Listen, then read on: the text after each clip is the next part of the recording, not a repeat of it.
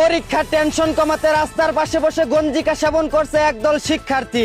জানা গেছে একটানা 3 ঘন্টা পরীক্ষা দিয়ে মাথা মুথা হ্যাং হয়ে যাওয়ায় কলকিতে 1 পুটলা গাঞ্জা ভরে খেচ্চা টানাটানি করছে তারা মাথা ঠান্ডা করার জন্য।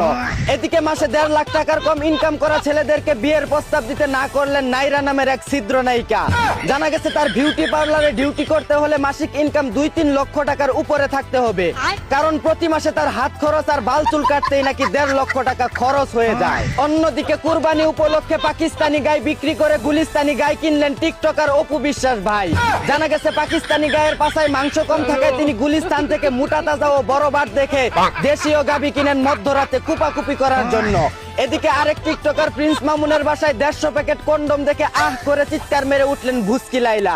জানা গেছে দুজনের সারাসারি হওয়ার পর শেষবারের মতো মামুনের বাসায় খেলাধুলা করতে গেলে আলমারিতে 150 প্যাকেট কন্ডম দেখে ভয়ের চোটে আউট করে চিৎকার মেরে অজ্ঞান হয়ে যান তিনি।